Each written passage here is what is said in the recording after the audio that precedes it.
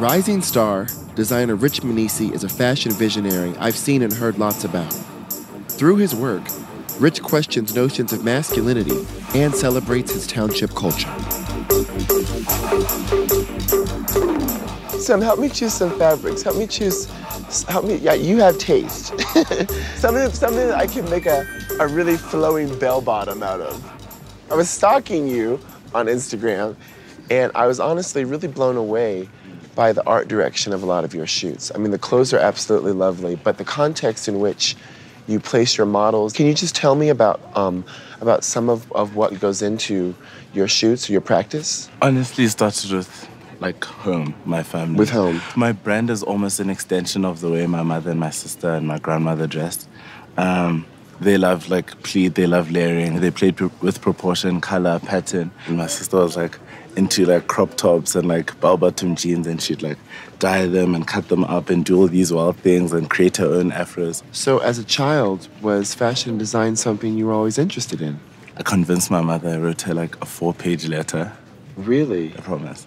And I was just telling her how, like I was just making, I guess I was blackmailing her. I was trying to make her feel bad about the whole situation because she wanted me to go into law. This 4-page letter, was it tied at all to your sexuality? For me, with my sexuality, I've never needed to explain it or felt the need to. Even when I came out to my mother, it wasn't really coming out because I just told her, hey, I need to introduce you to someone. He's like, what's her name? I'm like, no, his name is. That's how I came out, because I'm not gonna...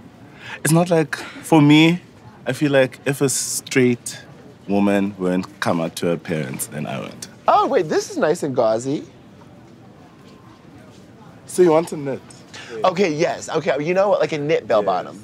Yeah. That's like kind of a rage right now. What do you think are the representations right now within fashion pertaining to people of color? With us young creators, I think we just come in and almost rectify certain things. And for me particularly, there's almost this thing of expecting Black designers or creatives to tell like an African story. But there's 2,000 tribes to pick from, so how do you bring it all into one little thing? So I'm appreciating that like right now everyone is sticking to what they know and you know what they're exposed to and shining light to that to show the diversity within the continent. Now this is what I'm really gagging over. Yeah. That I was kind of too shy to say on camera. That we're gonna be at a shoot that you're conceptualizing that you would maybe like me to participate. It's true. Oh! Do you want me in the full? Do you want me as Diana, or do you want Mykki Blanco? both. A healthy mix of both. I really like this, the real talk. Oh, do you? Real this talk. is like Club Girl. I know you hate it. I know you hate it, but are like, you really feeling it? please believe. If I were to get, what would I don't know, but I don't know what I would do with it. Believe in it. I'm believing in you for this. No, I'm also believing in this. So.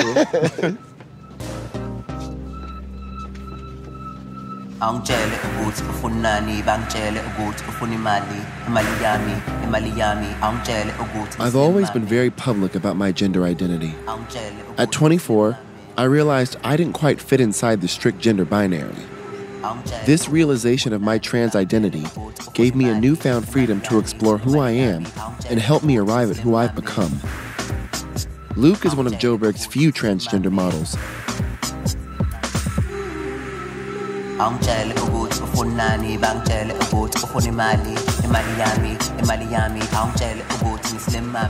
Get in my hair, What's that, Snapchat? Instagram video. How long have you worked with Rich? Rich was my first big shoot and his first lookbook. So like Really? we literally started working together like from the beginning. That's when I started like advocating and like being open about my gender and my identity. For about 2 years, I was trans-identified. I used she pronouns and I was really planning on transitioning. It wasn't that I really wanted to transition, it's just that I needed to have experienced the freedom of fully being feminine. I think I've always known, although I had to come out twice, because I used to identify as a gay male. Like, and they like already accepted that. So then for some of them, like me being like, oh, by the way, I'm trans, there was kind of like a light bulb click and they're like, oh, actually, like that makes more sense. Now, for the most part, when I do present as feminine, it usually isn't a performative context. But I always tell people that that wasn't the beginning of a journey for me, you know? And even though I respect the tradition of drag, I didn't start out as a drag queen. Finally now, I think that people are starting to understand that there just isn't one trans narrative. And that's such an important thing for me, because like, not all of us like have this like wake up and change thing. Like, it's a process. My dad passed in January. It kind of like shifted things into perspective for me. Like, life is so short and you don't have any time promised. So living your life to please other people probably isn't the healthiest thing to do. It's a big reason that like I kind of like just started the process of transitioning and being open about that. Because for me, it was like, what happens when I'm my dad's age and I start wanting to change things, but it's already too late?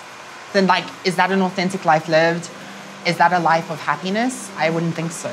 I'm gonna be nosy now. Okay. Give me the gossip. Give me the inside scoop on how you feel it is to be trans and to date or you know, what's your experiences in love been like here in Johannesburg? You'd think it would be really difficult, right? Like being this like almost invisible like figure in public. But it actually hasn't been. Like, one of my lines is that I'm like a well-endowed woman, which is like pretty loaded, right? I think that's absolutely fab. Yeah, it's been like pretty great. Like no complaints from my side. I think that's absolutely fab. Oh, I matched this hair pretty good. You did, yeah. And I really didn't pay enough. It looks really nice. And I really didn't pay enough attention, but I did match it well. And that's what you call skill. I've been in this game for years. After spending 2 days within the inner city of Joburg, I was more than thrilled to travel to Soweto Township, home to former South African president and world leader Nelson Mandela, and family home of fashion designer Rich Mnisi. Rich requested that Mykki Blanco, my stage namesake, participate in his 2017 lookbook and fashion film. Hesitant at first, I graciously accepted Rich's offer. This is where my mother grew up, and most of my siblings, and me part-time. Growing up in a space like this, you know, that love is real. Because it's a 4-roomed house, you know what I mean? You have to love each other. If like 5 to 10 people live in that house, you know what I mean? There's nothing but love that will keep that house together. I'm actually wearing one of your pieces that you just gifted me. Right? And look, the back, and look, the back's out. Hey. No, but come on. What is your visual language? Like very whimsical, but like serious. I like playing with those two elements all the time. The cuts are really nice, really tailored. I really enjoy watching the stitching of the clothing. You get that from your mother? Yeah, my mother's hectic. She sews all the buttons in these clothes and all of that. Shut up. My mother is actually like deep in this business. My family's so supportive. They all put in like their 2 cents and like contributed, and also just like the direction. There's so many suggestions. Everyone was like, okay, but don't you want to try this? Don't you want to shoot in front of my house? There's great support. And you're the magician, so. Yeah, but you know, great teamwork always, you know. I absolutely love it. Rich, I'm so flattered that you would even want me to be a part of this. I'm so flattered that you allowed us into your world. It really, like, you have it. You have it. Thank you. It. Sure. It. What's it? Describe it. What does it look like? Chutzpah.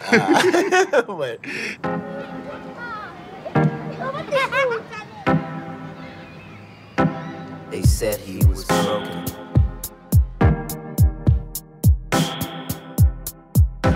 They said he was broken.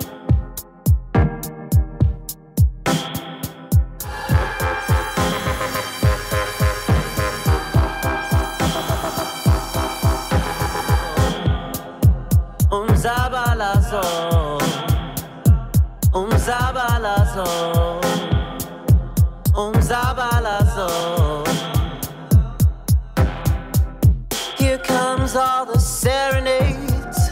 The ships sail from far away. They have landed, they making they move. They bring jewels, they've got something to prove. Stormy nights, yes, they winters that bring concern. The carriage was green and the envy was way too obscene.